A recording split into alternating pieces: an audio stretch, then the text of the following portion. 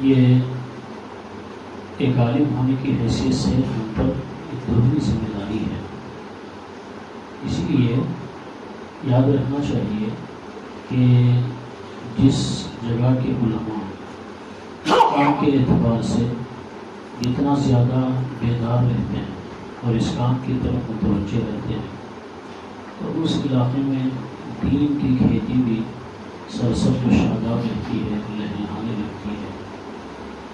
اور جس علاقے کے علماء اس اپنے فرض منصبی کے مقصد کی طرف متوجہ نہیں ہوتے جیسے ہونا چاہیے، وہاں کے مسلمان بھی عام طور پر سے دور رہتے ہیں. اس لیے ہم لوگ اپنے دین کو مضبوطی کے ساتھ پکڑے رہتے ہوئے دوسرے لوگوں کو دین کی طرف متوجہ کرنا، اور پھر آپ کا جو خاص طور پر کام ہے یا جیسے مجھ کو ابھی بتایا گیا محنت کا میدان ہے، یا جو محنت کا میدان آپ کو چننا ہے، منتخب کرنا ہے، سلیکٹ کرنا ہے، وہ دینی مدارس کے مقابلے میں اسکول، کالج اور یونیورسٹی میں پڑھنے والے ہمارے جو برادران اسلام ہیں ان کے اندر جو دین سے دوری پیدا ہو گئی ہے، ان کی زبان کو سیکھ کر ان کو دین کی طرف متوجہ کرنا. لیکن اکثر یہ دیکھا جاتا ہے، خدا کرے آپ حضرات ویسے نہ ہوں، اس مقصد سے جو ادارے قائم کیے جاتے ہیں، طلباء اپنی دینی مدارس سے فراغت کے بعد وہاں جاتے تو ہیں، زبان سیکھتے تو ہیں، لیکن زبان سیکھنے کے بعد پھر اس زبان کے ذریعے سے اپنے معاش کی کوششوں سرگرمیوں میں لگ جاتے ہیں. ان کا یہ خیال ہوتا ہے کہ ہم اگر دینی مدرسے کے لائن میں رہ کر جو ہم پڑھے ہیں اسی خدمت میں اگر ہم لگے رہتے ہیں تو پھر ہمیں معاش کا وہ فائدہ نہیں ہوتا جو ہونا چاہیے. اس لیے دین کی خدمت کے نام سے تو جاتے ہیں، لیکن وہاں جانے کے بعد دین کی خدمت کا صرف نام ہی نام رہ جاتا ہے، کام نہیں ہوتا. اور یہاں اس کوشش کے ذریعے سے مقصد یہ ہے کہ ہم ویسے لوگ نہ بنیں. زبان ہم کو دوسروں کی سیکھنا ہے، اور سیکھ کر جو ہے اہل زبان کا خود شکار ہونا نہیں ہے، بلکہ اہل زبان کو شکار کرنا ہے. حضرت مفکر اسلام مولانا سید ابوالحسن علی ندوی رحمۃ اللہ علیہ فرمایا کرتے تھے کہ غیر کی زبان سیکھو غیر کو اسلام کے اندر شکار کرنے کے لیے، ان کو اسلام کی طرف لانے کے لیے.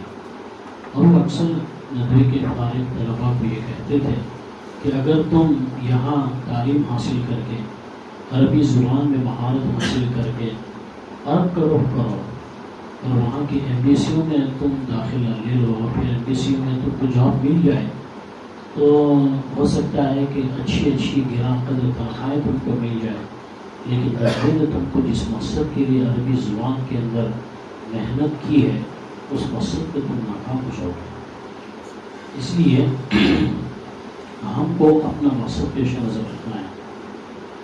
مجھے اچھا یاد ہے کہ حضرت مفکر اسلام مولانا رحمۃ اللہ علیہ مجلس میں فرمایا کرتے تھے کہ مولانا کے جو اصل سرپرست ہیں وہ مولانا کے بڑے بھائی ہیں، مولانا عبدالعلی حسنی رحمۃ اللہ علیہ، کیونکہ بالکل ابھی 10 سال کے تھے، والد صاحب کا انتقال ہو گیا.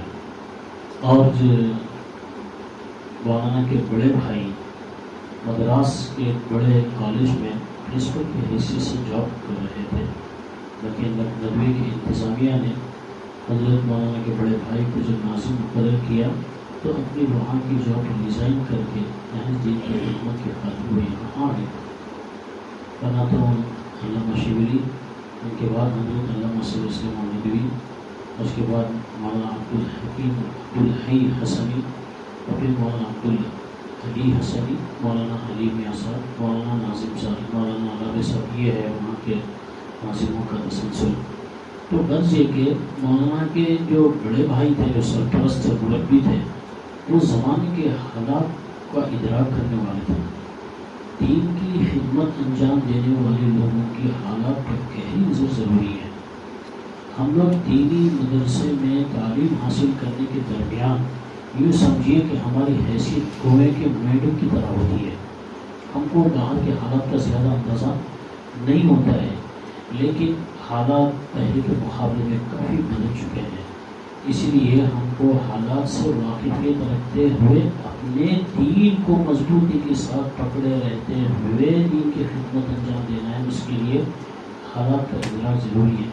آپ حضرات علماء ہیں، ایک واقعہ میں آپ کو سناتا ہوں تاکہ اندازہ ہو کہ ایک عالم ہونے کی حیثیت سے حالات کا کتنا جائزہ لینا آپ کے لیے کتنا ضروری ہے. مشکات میں یہ روایت ہے کہ حضرت عائشہ صدیقہ رضی اللہ عنہ کے پاس مدینہ منورہ میں خواتین کا کچھ وفد آیا اور وہ ملک شام کے کسی علاقے کا. حضرت عائشہ صدیقہ رضی اللہ عنہ نے ان سے ان کے ملک کے حالات دریافت کرتے ہوئے پوچھا ان سے کہ تمہارے علاقوں میں حمامات ہیں، مشترک کمبائنڈ جو واش روم سسٹم تمہارے علاقوں میں ہے؟ تو وہاں کی عورتوں نے کہا کہ ہاں ہے. تو فرمائیں کہ وہاں کے جو کمبائنڈ واش رومس ہیں اس میں مرد اور عورتوں کا اختلاط ہوتا ہے؟ کہا کہ ہاں ہے. اس کے بعد رسول کریم صلی اللہ علیہ وسلم کا فرمان سنا کہ خبردار کوئی عورت حمام میں داخل نہ ہو. مگر اس کا ایک حدیث کا پس منظر ہے، وہ جو استاد کے درس میں اس کی تفصیل سنے ہوئے ہیں، یاد ہے ان کو تو یہ حدیث سمجھ میں آئیں گی، ورنہ حمام میں عورت کو کھلا ہونے کا مطلب حیرت ہوں گی. اب اس کی ڈیٹیل سنایا تو شاید تھوڑا دیر ہو جائے گی. پہلے زمانے میں جو ہے گھروں میں صرف یورین پوائنٹ پر یہ بیت الخلاء کا حالت خانے ہوتے تھے. گرم پانی جہاں ہوتا ہے اس کو اصل اس کو حمام کہتے ہیں. حمیم کے معنی گرم پانی کے آتے ہیں عربی میں. حمام کا مطلب ایسی جگہ جہاں نہانے کے لیے گرم پانی کا انتظام ہو. اس کو مستحم بھی ہوتے ہیں عربی میں، اردو میں ہمارے حمام کہتے ہیں. اب اپن لوگ لفظ استعمال کرتے ہیں لیکن وہ مقصد نہیں ہوتا ہے. حمام میں تو جہاں ہر حمام میں وہ آپ کے لگاتے گرم پانی کے لیے کیا بولتے ہیں، اس میں عزت نہیں ہوتا ہے، راحت کے استعمال ضروری نہیں. تو غرض یہ کہ پہلے زمانے میں گھروں میں حمامات نہیں ہوتے تھے، یعنی گرم پانی کے لیے غسل کا انتظام نہیں ہوتا تھا، گھر کے باہر ہوتا تھا تو وہاں جایا جاتا تھا. بعض اوقات مجبوری کی صورت میں گرم پانی کا استعمال کرنا ضروری ہو جاتا ہے، حائضہ کے لیے، فسا کے لیے وغیرہ. تو حضرت عائشہ رضی اللہ عنہ نے ان لوگوں سے پوچھا کہ تمہارے علاقے میں ایسے حمامات ہیں جو مشترک کمبائنڈ واش رومس ہیں، تو وہاں جو ہے مرد اور عورت دونوں کا اختلاط ہوتا ہے؟ مگر خبردار تم لوگ نہیں جانا، کیونکہ اللہ کے نبی صلی اللہ علیہ وسلم نے عورت کو حمام میں داخل ہونے سے منع کیا ہے. حدیث شریف کے اندر اصل حمامات کا مسئلہ ہے وہ اپنی جگہ ہے، مگر میں اس سے سمجھانا چاہتا ہوں کہ کدھر مدینہ ہوا اور کدھر سیریا، ہزاروں کلو میٹر دور وہاں سے. اور وہ خاتون جو بالکل کیا ہونا چاہیے کہ خاتون خانہ، گھر گرہستی والی، گھر سے چار دیواری کے باہر نہیں نکلنے والی خاتون، ہمیشہ نبی کریم صلی اللہ علیہ وسلم کی خدمت میں رہنے والی، مگر اس کے باوجود زمانے کے حالات سے باخبر. جب تک حالات زمانے کے حالات سے باخبر نہیں ہوں گے ہم قوم کی خدمت نہیں کر سکتے. تو حضرت مولانا عبدالعلی حسنی رحمۃ اللہ علیہ نے آگے آنے والے حالات کو تاڑ دیا تھا کہ کس طریقے سے انگریز جو ہے عالم اسلام کو اپنے چنگل میں لینے کی کوششوں اور تیاریوں میں ہیں، اور پھر اس میں خاص طور پر ان کا بہت بڑا ٹارگیٹ جزیرۃ العرب ہوگا، اس کو مولانا نے بھانپ لیا. اسی لیے مولانا علی میاں صاحب رحمۃ اللہ علیہ کو بچپن سے ہی عربی زبان پر بہت زور دیا. مولانا کبھی کبھی فرمایا کرتے تھے کہ اگر میرے ہاتھ میں کوئی اردو زبان ہوتی تو بھائی صاحب مجھے غصہ کرتے، چھین لیتے میرے ہاتھ سے، ڈانٹتے مجھے، کیونکہ یہ تو ہماری اپنی زبان ہے، یہ سیکھنے کی ہم کو کیا ضرورت ہے، تم کو عربوں کو مخاطب کرنے کے لیے ہم تیار کر رہے ہیں. مولانا عبدالعلی حسنی رحمۃ اللہ علیہ کے الفاظ کہ ہم تم کو عربوں کو مخاطب کرنے کے لیے تیار کر رہے ہیں. تو ایک تو بھائی ہم کوئی دین کا کام کر رہے ہیں تو اپنی نیت، اپنا مقصد بہت اونچا رکھنا، کیونکہ انسان کی فطرت ہے جب کوئی اپنا ایک ایم، کوئی ٹارگیٹ بناتا ہے، کوئی مقصد طے کرتا ہے اور اسی ایم کے جو ہے ٹریک پر وہ چلتا ہے اور اسی لائن پر اس کی کوششیں ہوتی ہیں، تو پھر اس کو اپنے مقصد میں کامیاب ہوتا ہے.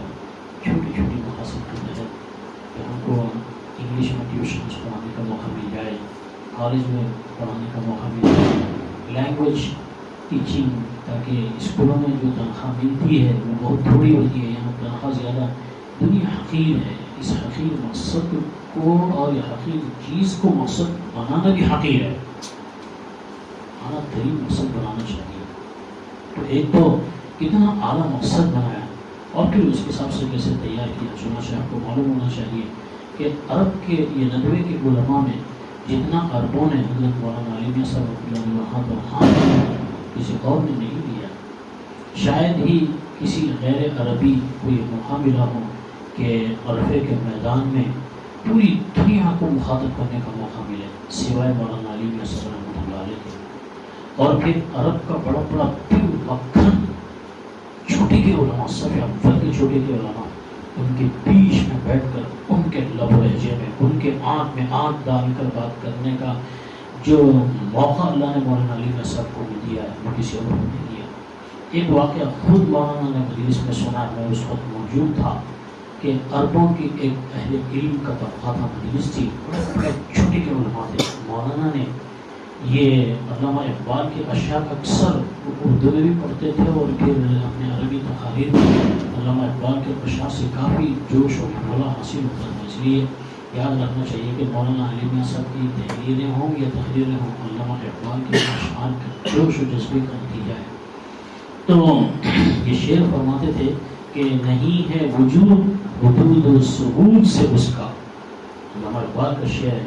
تو علامہ اقبال کو تو یاد آیا، آج کل کوئی پھٹیچر قسم کا اقبال جو ہے، چور بٹے باز نام کا کوئی آدمی ہے جو سوشل میڈیا پر جو ہے ان کا نام چھڑا کر اس کی جگہ جیسے علامہ بھی لگاتا ہے اور پھر فوٹو بھی لگاتا ہے۔ ایسی ایسی باتیں کہ علامہ اقبال کی روح کو شاید تکلیف ہوتی ہے، ایسی پھٹیچر قسم کی باتیں۔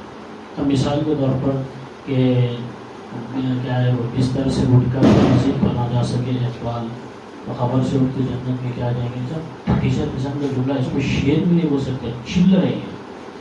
حیرت کی بات ہے، مولوی بھی نقل کرتے چلے جاتے ہیں۔ ارے بھائی ایسی، بلکہ میں تو مثال بتاؤں کہ وہ اقبال کی باتیں جس کو شعر بھی نہیں کہنا چاہیے، شعر تو کی باتیں آٹو پہ لکھنے کے قابل نہیں رہتے۔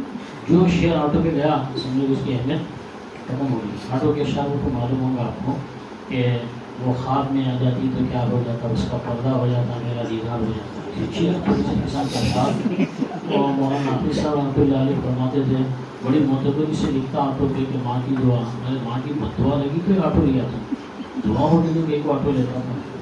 تو بھائیوں، ہم کو اپنا مقصد بہت اونچا اور اعلیٰ بنانا چاہیے، اور جو ہے ایک چیز کو مقصد بنا کر ہم کو اسی حساب سے تیاری کرنا ہے۔ مولانا علی میاں صاحب رحمۃ اللہ علیہ فرماتے تھے کہ نہیں ہے وجود حدود و ثبوت سے اس کا، عالم عرب سے عالم عربی کیا ہے، عالم عربی سے ہے محمد عربی سے عالم عربی، محمد عربی سے ہے عالم عربی۔ یہ شعر کی ترجمانی عربی میں کرتے ہوئے حضرت مولانا بولتے تھے کہ عربوں کو آج دنیا کے اندر جو ان کا نام ہے صرف محمد عربی صلی اللہ علیہ وسلم کا صدقہ ہے۔ اگر محمد عربی جزیرۃ العرب میں نہ آتے تو دنیا کی سب سے زیادہ تہذیب قوم کا نام عرب ہے۔ یہ جملہ اس کے بعد مولانا بولتے تھے رحمۃ اللہ علیہ کہ بات ختم ہونے کے بعد عرب حضرات ملاقات کرتے تو اس میں سے ایک نے مولانا سے کے کان میں کہا کہ صرف آپ کی وجہ سے ہم اس کو برداشت کر رہے ہیں، ورنہ کوئی دوسرا اگر یہ بات کہتا تو ہم برداشت نہیں کرتے کہ تہذیب پر چوٹ لگنا ہے۔ تو بھائیوں، اس میں ایک بات اور یہ سمجھ میں آئی کہ یہاں آپ کو انگلش لینگویج کی ٹریننگ اس لیے دی جا رہی ہے کہ اس میں مہارت حاصل کرنا ہے، اور مہارت حاصل جب ہوئے گی آپ کو تو پھر اعلیٰ دماغوں کو آپ ٹارگٹ بنا سکتے ہیں، اعلیٰ لوگوں کو متاثر کر سکتے ہیں۔ یہ چھوٹی موٹی ارے طرح کی زبان سے کوئی متاثر نہیں ہوتا ہے۔ آپ جہاں جا رہے ہیں یا آپ کو جہاں بھیجا جا رہا ہے یا جہاں کے لیے تیار کیا جا رہا ہے وہ یونیورسٹی اور کالج ہے، اور جہاں کی زبان اعلیٰ سے اعلیٰ معیاری سے معیاری ہوتی ہے۔ تو مولانا علی میاں صاحب رحمۃ اللہ علیہ نے کتنا معیار زبان کے اندر بنایا تھا کہ بڑے بڑے عرب بھی آپ کی زبان میں غلطی نہیں کر سکتے۔ ایک واقعہ میرے کو یاد آیا سناؤں میں آپ کو کہ ایک عرب نے حضرت مولانا علی میاں صاحب رحمۃ اللہ علیہ سے کہا کہ مولانا کی کتاب چھوٹی سی ہے کہ قضیۃ ولا ابا بکر اللہ، چھوٹی سی جو کتاب ہے مولانا وہ اس نے پڑھ رکھا تھا. تو اس نے کہا کہ وہ تھوڑا سا ایرانی تھا، وہ شیعہ ذہن کا تھا. اس نے کہا کہ قضیۃ ولا ابا بکر اللہ نہیں، قضیۃ ولا ابا حسن اللہ ہونا چاہیے. تو مولانا زبان کے بڑے ماہر تھے. مولانا نے کہا کہ نہیں، آپ کو زبان کی نزاکت سے واقفیت نہیں ہے. عربی کا اصل محاورہ یہ ہے قضیۃ ولا ابا بکر اللہ، اور ردۃ ولا ابا بکر اللہ، قضیۃ ولا ابا حسن اللہ. مولانا کی کتاب ہے ردۃ ولا ابا بکر اللہ. تو عرب کا مقولہ ہے کہ ردۃ ولا ابا بکر اللہ، قضیۃ ولا ابا حسن اللہ. وہ بھی دھندہ کے بڑے واقع بات واقعی صحیح ہے. تو اسی لیے دیکھیے آپ کہ عرب لوگ عربی زبان میں کسی غیر عربی کو عربی زبان کی خدمات میں شاہ فیصل جیسا دنیا کا اعلیٰ ترین ایوارڈ سے اگر نوازتے ہیں تو اندازہ لگائیے کہ زبان کے معیار کا کیا عالم ہوگا. تو بھائیو، ایک بات تو یہ ہے کہ ہم اپنا مقصد اونچا بنائیں، مقصد اعلیٰ رکھیں. دنیا طلبی، دنیا ذرا زیادہ حاصل ہو جائے، یہ حقیر مقصد ہے. یہ جو ہے، اور جو شخص اپنا مقصد حقیر بناتا ہے تو وہ اعلیٰ کام کو بھی حقیر بنا دیتا ہے. ہم جس کام کے لیے زبان کو سیکھ رہے ہیں وہ کام بہت اونچا ہے، اس لیے اس کام کی اونچائی کے اعتبار سے ہم کو اپنا مقصد بھی بہت اونچا بنا کے چلنا چاہیے. ایک بات تو یہ ہے. اور دوسری بات یہ ہے کہ لینگویج اسٹینڈرڈ ہم کو اپنے اندر پیدا کرنا ہے کہ زبان کے اندر زبان ہماری اچھی ہو، زبان ہماری شائستہ ہو، عام زبان بول چال سے تھوڑا سا اونچا ہو کر، تاکہ ہم کو جو ہے یہ جو عصری تعلیم یافتہ طبقہ ہے اس کو اسلام کی طرف متوجہ کرنا ہے، جیسا مولانا نے بھی کہا ہے. تو اس کو متاثر کرنے کے لیے اس کی زبان پہ بات کرنا پڑتا ہے، اس کے لب و لہجے میں بات کرنا پڑتا ہے. ورنہ تو اگر بڑی شخصیت ہے اس کو چھوٹے لب و لہجے میں بات کریں گے تو بات سمجھ میں نہیں آتی. مثال کے طور پر ایک عربی کا کہ ہم کو جو انگریزی آتی نہیں تو ہم عربی کی مثالیں دے سکتے ہیں. ایک ہے اذنت، عربی میں اذنت مانے میں نے اذان دی، ایک سلیقے والی زبان ہے. اور ایک ادت الاذان، یہ بھی ایک لینگویج ہے مگر یہ انتہا درجے کی غیر معیاری لینگویج ہے. توضأت، توضأ مانے وضو کرنا، توضأت میں نے وضو کیا.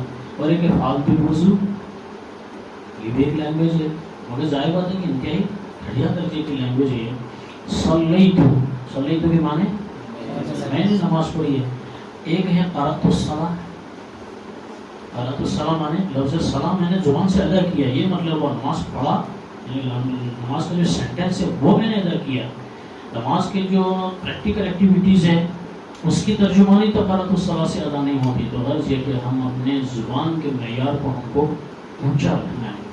اور جہاں تک انگریزی زبان اس کی بڑی اہمیت ہے اس اعتبار سے کہ وہ عالمی زبان ہے. آپ دنیا کے حالات کا اگر تھوڑا جائزہ لیں تو اندازہ ہوگا، اور جن لوگوں نے بہت قریب سے اور تحقیقی جائزہ لیا ہے دنیا کے حالات کا کہ کس طریقے سے دشمنان اسلام نے دنیا کے ہر ملک میں مسلمانوں کو اسلام سے دور کرنے میں کیسے کامیابی حاصل کی ہے. آپ دنیا کے مختلف حالات کا اندازہ لگائیے. کمان ترک ہے، ترکی کے اندر کیسے اس نے محنت کی ہے. اتنی اس نے انگلش کو اتنا عام کیا، تہذیب کو، کلچر کو، کہ وہ لوگ جو ہے اپنے آپس میں بولتے تو ہیں اپنی ترکی لینگویج میں، لیکن جب پڑھنے کی بات آتی ہے تو پھر میں انگریزی زبان. اب آج کل کی صورتحال سعودی عرب کی کیا ہے؟ آپس میں بولتے ہیں مذہبی زبان، زبانی بات چیت، گھر میں بول چال زیادہ سے زیادہ عربی، لیکن اسکول کو جاتے ہیں، کالج کو جاتے ہیں وہی انگلش. تو ذریعہ تعلیم جو ہے انگریزوں نے ہر پوری دنیا کے اندر ذریعہ تعلیم کس کو بنایا؟ عربی کو بنایا. اور ہر زبان اپنے اندر کلچر رکھتی ہے، ہر زبان اپنے اندر کلچر رکھتی ہے. الحضارہ لیست بلسان فقط، اللسان هو الحضارہ، زبان اپنے اندر ایک کلچر رکھتی ہے. جیسے عربی زبان ہے، ایک پاکیزہ زبان ہے، بہترین زبان ہے، مذہب کی زبان ہے، اس لیے اس کے اندر مذہب کا اثر ہے، مذہب کا کلچر ہے اس کے اندر. اس کے مقابلے میں انگریزی زبان ہے، بلکہ میں تو انگریزی زبان کو اس کی تہذیب سے بچنے کے لیے بولتا ہوں، سیکھنے سے منع کرنے کے لیے نہیں، اکثر بچوں کو کہ انگریزی زبان، انگلش لینگویج جو ہے وہ dog language, dog culture, western culture, western language English language اور western culture is a dog culture, اس لیے کہ ہمیشہ اپنے ساتھ میں کتا رکھتے ہوئے، ساتھ میں اگر شادی شدہ ہے تو بیوی لینے کوئی پرواہ نہیں، مگر کتا ہونا چاہیے. یہ اتنے زیادہ لوگ جو ہے تہذیب کے اندر یہ انگلش زبان کی تہذیب ہے. آپ کو یاد ہوگا بہت پہلے کیا نام اس کا، اوباما سے پہلے، کلنٹن اس سے پہلے بش تھا، حیدرآباد آیا تھا اور جو ہے اے جی کالج میں اس کا لیکچر تھا، اور وہاں سے راجندر نگر اے جی کالج سے اس کو کچی بولی آنا تھا. اب مسئلہ یہ ہوا کہ یہاں ایریا وائز ہونے کی وجہ سے ایریا کی سیکیورٹی بھی اس کے اندر اس کے جہاز میں ہونا پڑتا. اب جہاز ہے چھوٹا، اس کے اندر یا تو بش ہے، اس کی بیوی ہے، اور یہاں کا بش سیکیورٹی اور پائلٹ، پانچوں کی گنجائش نہیں ہے. کتا ہے تو کیا کیا جائے، کتے کو جہاز میں رکھ کے بش کی بیوی کو بائی روڈ لے جانا، یا پھر جو ہے کتے کو بائی روڈ لے جا کے بیوی کو جہاز میں لے جانا. بالآخر یہ سیکیورٹی نے اور خود بش نے یہ طے کیا، بیوی سے کہا کہ تم بائی روڈ آؤ، اور جو ہے کتے کو ساتھ میں رکھ لیا گیا. یہ صورتحال ہے. اسی لیے انگریزی زبان ہم سیکھتے ہیں تو انگریزی تہذیب سے اپنے آپ کو دور رکھتے ہوئے، بچاتے ہوئے، اس کے لیے ایک طرف آپ کو اس طبقے میں جا کے کام اور محنت بھی کرنا ہے، اور وہاں جا کر وہاں کے اثر سے اپنے آپ کو بچا کے بھی رکھنا ہے. اس کے لیے ادھر بھی اپنا راستہ مضبوط کرنا ہے، علماء سے، دینی ماحول سے، بزرگوں سے بھی اپنا رابطہ مضبوط رکھنا ہے. کیونکہ دینی مدرسے میں رہنے والے، دین کی خدمات انجام دینے والے علماء کے مقابلے میں اصلی اداروں میں دین کی خدمات انجام دینے والوں کے لیے خطرات زیادہ ہیں. کیوں؟ لینگویج کا اثر ہونے کی وجہ سے. ایک تو English language, dog language, English culture, dog culture, اور دوسرا جو ہے مادیت. انگریزی زبان دنیا کے اندر آئی ہے مادیت کو پھیلانے کے لیے، اس لیے مادیت اور انگریزی تہذیب، یہ دو چیزوں سے خاص طور پر اپنے کو بچا کے رکھنا. ورنہ تو اگر آدمی کے پیچھے سے بھاگ دوڑ نہ ہو تو یہ اصلی علوم اور اصلی میدان اتنا خطرناک ہے کہ اچھے اچھوں کو بہا لے گیا. مولانا عبد المجید علی آبادی رحمۃ اللہ علیہ کی آپ بھی تھی، آپ پڑھیے، اندازہ ہوگا آپ کو کہ مولانا کو انگلش سے اور اسی طریقے سے جو نیا فلسفہ ہے، فلسفہ یورپ، اس سے بڑی دلچسپی تھی مولانا عبد المجید علی آبادی رحمۃ اللہ علیہ کو. اتنا ڈیپ میں وہ چلے گئے کہ فلسفہ یورپ کو انہوں نے اپنا لیا، اور فلسفہ یورپ کو اپنانے کے بعد، اس سے متاثر ہونے کے بعد اسلام کی چیزوں پر ان کو اعتراضات ہونے لگے، اور اسلام کی ایک ایک چیز ان کو خراب نظر آنے لگی. حتیٰ کہ مولانا نے خود اس کے اندر لکھا ہے کہ 15 سال میری زندگی کا ایسا خراب گزرا کہ میرے سامنے کوئی اسلام کا نام نہیں لے سکتا تھا. اگر کوئی اسلام کی خوبی بیان کرا تو میں فلسفہ یورپ کے ذریعے سے اس کو تھوڑی دیر میں ڈھیر کر دیتا تھا. تھی بھی علمی شخصیت، لیکن مولانا کے والد صاحب اگرچہ کہ کلیکٹر تھے اپنے زمان کے، لیکن بہت نیک آدمی تھے، دیندار تھے، اپنے بچے کے دین کے بارے میں بہت فکر مند تھے. چنانچہ مولانا کے والد صاحب کے انتقال تک بھی مولانا عبد المجید علی آبادی صاحب کو توبہ کی توفیق نہیں ہوئی، اسلام کی طرف واپس لوٹنے کی توفیق نہیں ہوئی. نقطۂ آغاز جو فلسفے یورپ سے متاثر ہونے کے بعد سے لے کر اس کو چھوڑ کر اسلام کی طرف انہوں نے جو زندگی کا سفر شروع کیا، وہ مولانا کے والد صاحب کے انتقال کے بعد سے. چنانچہ حج کو گئے والد صاحب، جانے سے پہلے انہوں نے سمجھایا بچے کو، پھر بھی ان کی کوئی بات پلے نہیں پڑی. آخری الفاظ وہیں حج میں انتقال ہو گیا والد صاحب کا. آپ کی تھوڑی تفصیلات ہے، وہی انتقال ہو گیا. ان کے والد صاحب کے ایک دوست بھی ساتھ میں تھے.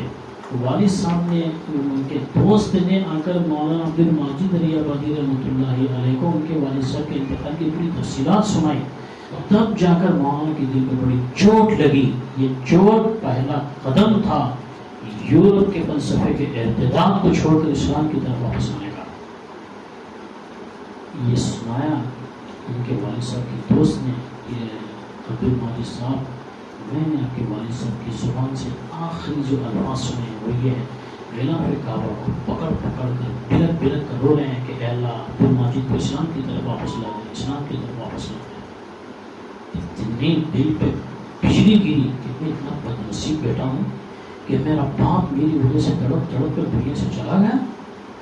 بس وہاں سے چوٹ لگی تو پھر آہستہ آہستہ اسلام کی طرف واپس آنے لگے۔ اس کے بعد پھر دوسرا مرحلہ یہ کہ اکبر الہ آبادی مشہور شاعر ہیں، مولانا عبدالمجید الہ آبادی کے بڑے خاص دوست تھے، نام تو ان کا اکبر الہ آبادی ہے، اور اشعار سے ایسا معلوم ہوتا ہے کہ مسخرے قسم کا آدمی ہے۔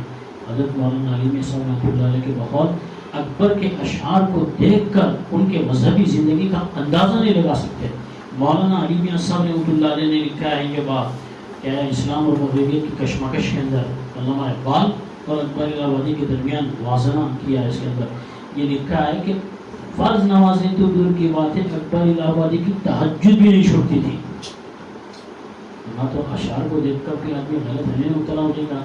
مسلمان تقریباً نکاح کے سوا سب شادی شدہ ہوں گے۔ ایک شعر میں آپ کو سناتا ہوں غیر غیر اکبر کا کہ بلائے جاں ہے اس کی ہر بات، بلائے جاں ہے اس کی ہر بات، عبارت کیا اشارت کیا ادا کیا۔ ایسی عجیب عجیب عشق اشعار بھی ہیں۔ تو غرض یہ کہ یہ دوسرا قدم تھا۔ اس کے بعد پھر علامہ سید رحمۃ اللہ علیہ سے ان کی دوستی تھی۔ اس کے بعد پھر سیرت النبی کا مطالعہ کیا، پھر میں آ کر حضرت تھانوی رحمۃ اللہ علیہ کی صحبت میں رہے۔ خیر، تو اس طریقے سے بھائیوں اپنا مقصد بہت اونچا رکھنا، صرف دنیا کے 4 پیسے مدرسے کے مقابلے میں زیادہ اچھی تنخواہ مل جائے، ایک گھٹیا مقصد ہے۔ اس مقصد سے ہر کسی میدان کے انتخاب نہیں کرنا۔ اور دوسری بات یہ ہے کہ زبان کو سیکھنا اور سیکھ کر زبان کے اندر اچھا اور اعلیٰ سے اعلیٰ معیار بنانا، ایسا اعلیٰ معیار کہ عوام کو نہیں، اہل علم کو مخاطب کرنا۔ عوام کو مخاطب کرنے کے لیے عوامی لینگویج چل جائیں گے، جیسے کرچپ ریڈنگ ہوتی ہے ایسی کرچپ جو ہے ٹاکنگ لینگویج چل جائے گی، لیکن ایجوکیٹڈ طبقے کو آپ کو جو ہے ٹارگیٹ کرنا ہے، تو پھر آپ کے جو لینگویج اسٹینڈرڈ ہے اس کو بھی آپ کو اچھا ہائیر بنانا ہوگا، اس کو معیاری سے معیاری بنانا ہوگا، اور جو ہے تڑپ بھی ہو، فکر بھی ہو، اور اس کے ساتھ ساتھ وہاں کے برے اثرات سے اپنے کو بچانا۔ حضرت مولانا علی میاں صاحب رحمۃ اللہ علیہ کا بھی یہی مقصد تھا۔ یہ جو رابطہ ادب اسلامی مولانا نے اسی مقصد سے قائم کیا تھا کہ اردو اور عربی کے اندر مولانا جو ہے مقالے لکھاتے تھے عنوان مقرر کر کے، اور مقالے سیمینار منعقد کرتے تھے، اس میں مختلف قسم کی ادبی مجلسیں منعقد کرتے تھے، اس میں کبھی کبھی نعتی شعر شاعری کی محفل بھی ہوتی تھی۔ اس بہانے سے ان کو تھوڑا سا قریب کیا جائے، پھر ان کے بیچ میں جو ہے ان کے لیے اچھی متاثر کن بات بھی کرتے تھے۔ مثلا حضرت مولانا علی میاں صاحب رحمۃ اللہ علیہ نے اس بات کو اپنی زندگی میں پوری قوت کے ساتھ پیش کیا کہ زبان صرف کاموں کی عیاشی کے لیے نہیں ہے، زبان صرف کاموں کی عیاشی کے لیے نہیں ہے، بلکہ زبان جو ہے وہ یعنی کیا بننا چاہیے، اس کی تہذیب ہے، اس کا ایک کلچر ہے، پاکیزہ افکار اور خیالات اور اچھے مقاصد کے لیے زبان کا انتخاب ہونا چاہیے، زبان کا استعمال ہونا چاہیے۔ تو اسی لیے ہم اعلیٰ ترین مقصد کے تحت اور جو ہے کیا ہونا چاہیے کہ اپنی زبان کا معیار اونچا بنانا، 2 باتیں ہوں گی۔ تیسری بات اس کلچر سے اپنے آپ کو بچا کے رکھنا، اور اس کلچر سے بچا کے رکھنے کے لیے اپنا تعلق جو ہے دینی لوگوں سے، دینی احکام سے اپنا تعلق مضبوط کے ساتھ قائم رکھنا، کیونکہ ان حضرات کا تعلق آپ کو وہاں کے خراب اثرات سے بچا کے رکھ سکتا ہے۔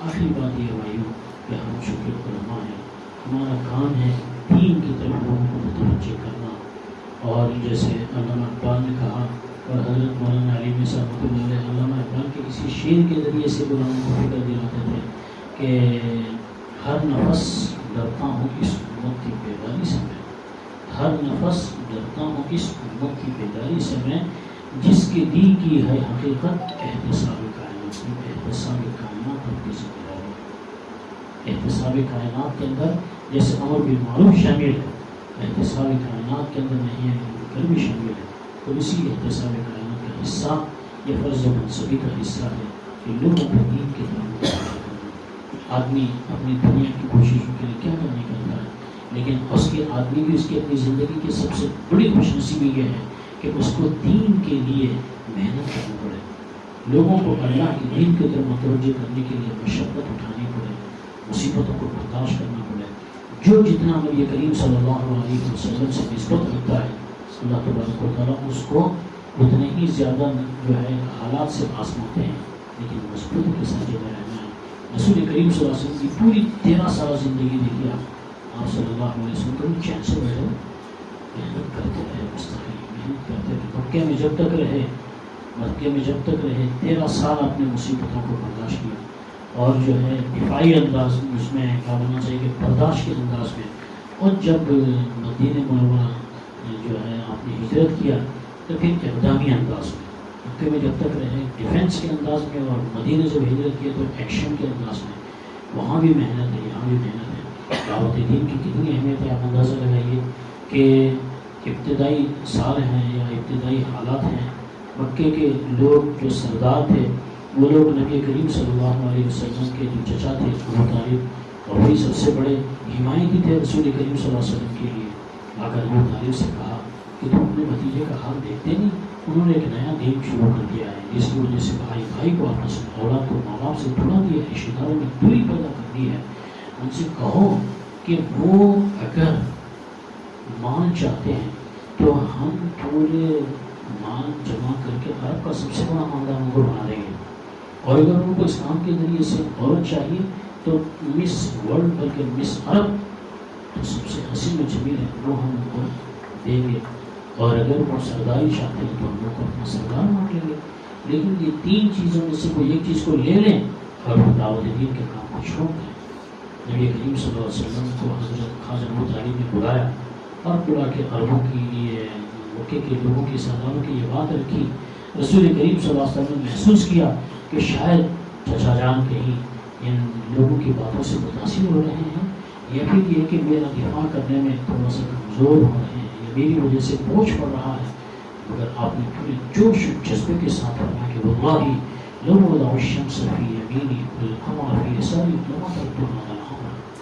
لیکن مال و دولت کی کیا حیثیت ہے؟ پیسہ، عورت، قیادت، یہ ان کے اختیار کی چیز ہے، سورج چاند ان کے اختیار کی چیز نہیں ہے۔ ان کے اختیار کی جو چیز ہے وہ لے کر مجھے دعوت دین کا کام چھوڑنا تو بہت دور کی بات ہے۔ بفرض محال ان کے اختیار سے باہر کوئی چیز ہے وہ بھی لا کے دے دیں گے تو میں کام نہیں چھوڑوں گا۔ اس کی اہمیت کا اندازہ نہیں گا۔ اچھا، دوسری بات یہ بھی اس میں سمجھ میں آتی ہے کہ مسلمانوں کو دین سے ہٹانے کے لیے اور داعیان اسلام کو دعوت دین کے کام سے ہٹانے کے لیے ہر زمانے میں دشمن نے یہ 3 تیروں کو چلایا ہے، یہ 3 تیروں کو چلایا ہے۔ شکل صورت بدلتی رہی، ورنہ تو مادیت کے 3 بوتل ہمیشہ یہی رہے، بس شراب اس کے اندر جو ہے شراب تو یہی رہی، بوتل بدلتے رہے، بوتل بدل کر پیش کرتے رہے، اس میں مادیت سے ہم کو بالکل متاثر ہونا نہیں ہے۔ اور ویسے بھی اور ایک بات بھائیوں وہ یہ ہے کہ دعوت دین کا کام بہت نازک کام ہے، اس میں پیر پھسلنے کے چانسز بہت زیادہ رہتے ہیں، اس لیے بہت سنبھل کے رہنا ہوتا ہے۔ اتنا غیر محسوس طریقے سے دشمن اور شیطان جو ہے دوسری طرف ہٹا کے لے کے چلا جاتا ہے کہ پتہ ہی نہیں چلتا کس انداز سے، اس لیے دعوت دین کے غلط طریقوں سے بھی اپنے آپ کو بچا کے رکھنا۔ مثلا صدیق دیندار انجمن ایک فتنہ ہے، اور قادیانیت بھی ایک شاخ ہے، اسی کا ایک ڈپارٹمنٹ ہے۔ ان کے نزدیک دعوت دین یہ ہے، یا دعوت دین کا تصور یہ ہے کہ ہر مذہب کے اندر ان کی اپنی عبادت ہے، اور ہر عبادت انسان کو خدا کے قریب کرتی ہے، ہر عبادت انسان کو خدا کے قریب کرتی ہے۔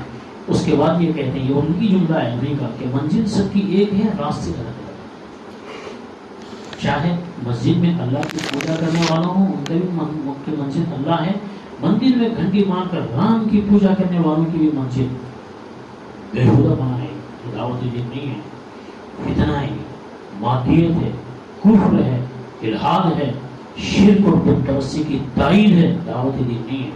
دعوت شرک کہیے اس کو آپ، دعوت کفر کہیے اس کو آپ، دعوت ارتداد کہیے آپ، یا اتحاد کے نام پہ ارتداد بولیا، یہ دعوت دین ہے، یہ غلط طریقوں سے بھی اپنے آپ کو بچانا. اسی طریقے سے ایک اور طبقہ ہے جو بیچ میں ہے، ہم کوشش کرتا ہے ادھر بھی ٹانگ رکھنے کی ادھر بھی ٹانگ رکھنے کی. اس لیے ہمارے لوگ جو فکراً پختہ نہیں ہیں وہ لوگ کبھی پھسل پھسل کے ادھر جاتے رہتے ہیں، لیکن آپ کا کام ہے نہیں جانا ادھر. میں تھوڑا سا اشارہ میں بولنے کی کوشش کر رہا ہوں، وضاحت نہیں کر رہا ہوں، سمجھدار لوگ یہاں پر سمجھ جائیں گے. مثلا شمس نوید عثمانی اپنے نام سنا ہو، ان کی کتابیں اگر ابھی نہ جاگے تو ان کی ترجمانی کرنے والا عبداللہ طارق بڑے قسم کا انسان، اس کا جو انداز دعوت ہے انتہائی لچر قسم کا ہے. ایسے بکواس قسم کے دعوت دین کے طریقوں سے اپنے آپ کو بچا کے رکھنا وہ یہ ہے کہ غیر مسلموں کے، ہندوؤں کے جو بڑے اوتار گزرے ہیں، جو خدا اور محمد کے درجہ رکھتے ہیں، ان کے بارے میں تاریخی حوالوں کے ذریعے سے یہ کہنا ہے کہ یہ بھی پہلے پیغمبر ہی تھے، پیغمبر ہی ہیں. جیسے جیسے زمانہ آگے بڑھتا گیا علاقوں کے نام بدلتے ہیں، شہروں کے نام بدل جاتے ہیں، ایسی جو ہے لوگوں کے نام بدل جاتے ہیں. میں نے خود مولانا سجاد صاحب کی تقریر میں لکھنؤ میں اور ندوے میں رہنے کے زمانے میں پابندی سے میں ان کے درس میں جاتا تھا، جس کی وجہ سے تعلقات بھی بہت اچھے ہو گئے تھے، مگر اس طرح کی باتیں کرنے کے بعد تھوڑا سا مدد ان سے دور ہو گیا. سورہ یاسین، سورہ صافات اور سورہ صاد، ان 3 صورتوں کی تفصیل میں نے سنی ہے. تو وقت الابدان ایوب کی تفسیر میں مقبول ہے کہ ہندوستانی مورخین نے لکھا ہے کہ یہ جو بہار کے اندر گیا ایک علاقہ ہے تاریخی، گوتم بدھ کا وہ مقام ہے. تو کہا کہ گوتم بدھ جن کو ہندوستان کے لوگ کہتے ہیں وہی حضرت ایوب علیہ السلام ہے. یہ خالی اپنے سے میں نے فیصلہ کیا، ایسا نہیں. باضابطہ ندوے کے بعض اساتذہ میرے کو بھیجتے تھے، بولے کہ جاؤ ان کی تقریر سنو اور پھر آنے کے بعد سناؤ. چنانچہ مولانا عارف سنبولی صاحب رحمۃ اللہ علیہ ہمارے ہاسٹل کے نگران تھے. دلی سے ایک اخبار نکلتا تھا اس زمانے میں، جمعیت کا پتہ نہیں نکلتا، ترجمان اسلام کے نام سے. تو میں سجاد صاحب کی باتیں سناتا تھا، پھر مولانا اس کی رد میں تھوڑی زبردست مضمون بہترین لکھتے تھے، اس میں ترجمان اسلام جمعیت کے اس میں بھی شائع ہوتا تھا.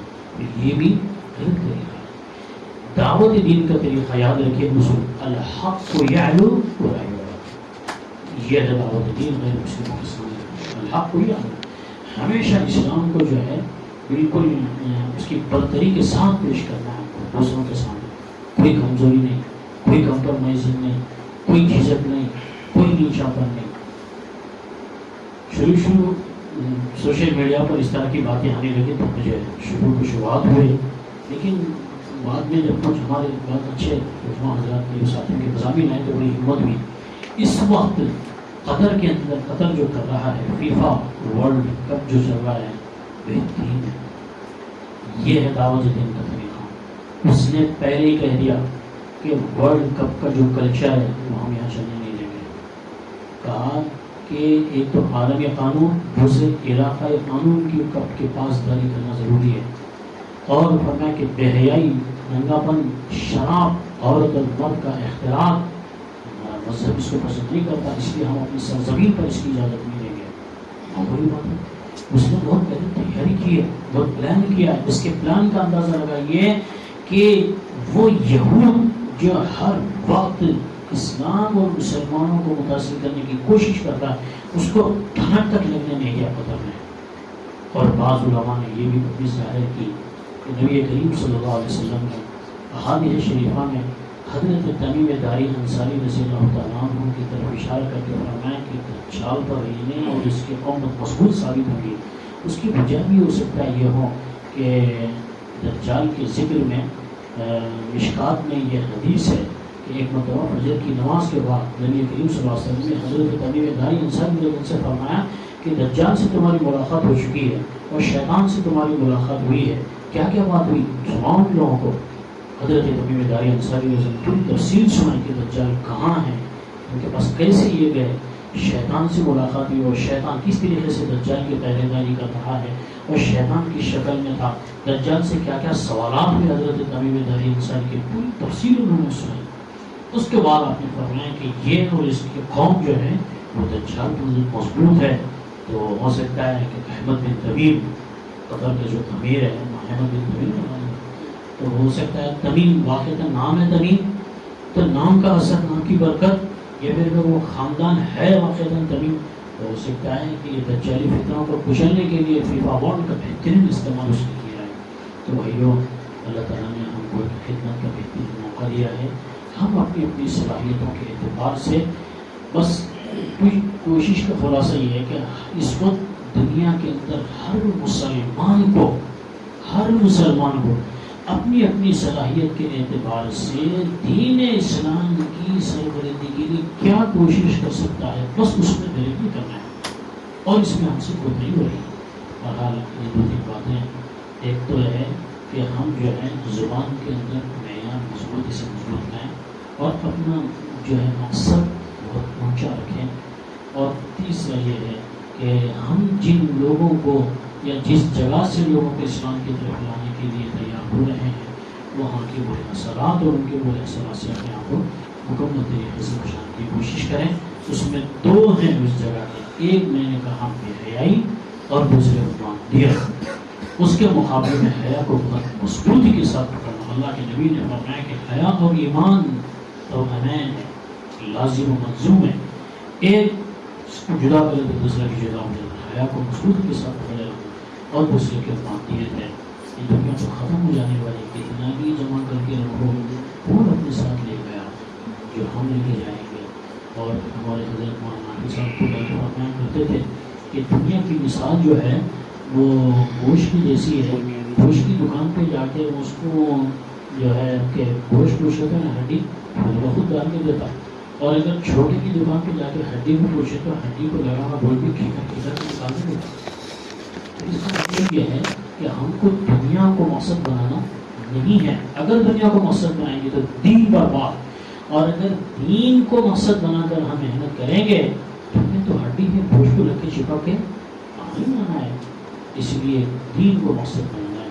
یہاں تک زبان کی بات ہے، وہاں رسول رسول اللہ بلسان کو بھی ہمیں کرنے لگا ہے، اس لیے تین زبانوں کی ہمیشہ اہمیت رہی تھی، ایک تو عالمی زبان اور دوسرے علاقائی زبان، علاقائی زبان کے قومی زبان اور علاقائی زبان۔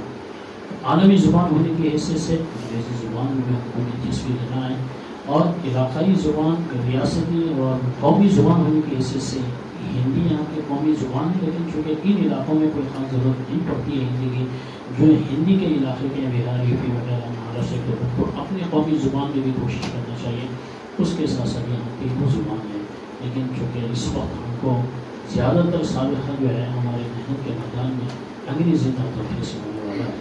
بہرحال کوشش بھی کرنا ہے ہم کو، اللہ تعالیٰ سے دعا بھی کرنا ہے کیونکہ دل اللہ کے ہاتھ میں ہے۔ میں چھوٹا رہتے جماعتوں میں بھی کافی وقت لگایا ہوں، تو دیکھتا تھا وہاں ساتھیوں کو کہ جیب میں جو ہے اتنی چھوٹی چھوٹی ڈائری ہر ساتھی کے پاس رہتی تھی۔ اس میں دیکھتا تھا، میں جماعت کے ساتھ گیا ہوئے تھا تو میں پوچھتا تھا ایک ساتھی کو، مجھے کیوں یہ کیا ہے، کیوں رکھتے ہیں آپ لوگ یہ؟ بولے کہ ساتھی میں ہم جاتے ہیں، محنت کرتے ہیں، کوئی جماعت میں نکلنے کے تیسرے روزہ چلا 4 مہینے کا ارادہ کرتا ہے، اس کا نام ہم لیتے ہیں، کیا فائدہ؟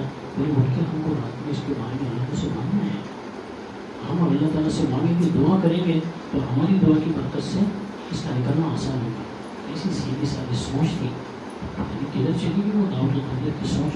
تو غرض ہے کہ بھائیوں، سبب کے درجے میں ہم کو محنت کرنا ہے، مقصد کے درجے میں اللہ کی طرف متوجہ ہونا ہے، دل اللہ کے ہاتھ میں ہے، اللہ چاہیں تو جو ہے ہماری محنتیں کارگر ہو سکتی ہیں، وہ نہ چاہے تو کچھ نہیں۔ ابو لہب کے بارے میں اللہ کے نبی نے کتنا نہیں چچا ہے، بلکہ یاد رکھنا چاہیے کہ ابو لہب جو ہے وہ نبی کریم صلی اللہ علیہ وسلم محبوب چچا، ورنہ تو آپ دیکھیے روایت بھی ہے کہ حضور صلی اللہ علیہ وسلم کی وفات کی خبر سن کے اس نے انگلی کے اشارے سے اپنے باندی کو آزاد کیا۔ روایت تو اپنے جگہ صحیح ہے، کیا اللہ کے نبی سے دشمنی ہوتی تو اللہ کے نبی کی پیدائش کی خوشی میں وہ باندی کو کیوں آزاد کرتا؟ اور ایک نہیں، سیرت کی کتابوں میں آتا ہے کہ 2 بیٹیوں کا نکاح ابو لہب نے اپنے 2 بیٹوں کا نکاح نبی کریم صلی اللہ علیہ وسلم کی 2 بیٹیوں سے کیا تھا۔